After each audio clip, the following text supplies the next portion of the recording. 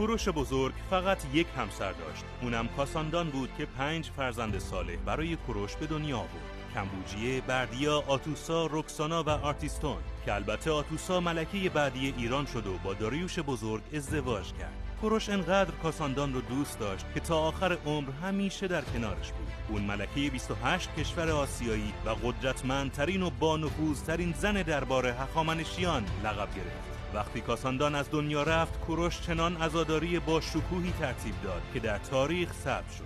اون فقط 6 روز را عزای عمومی در بابل و دیگر شهرهای بزرگ اون زمان اعلام کرد و کوروش دیگه تا لحظه مرگش با هیچ زن دیگه‌ای ازدواج نکرد.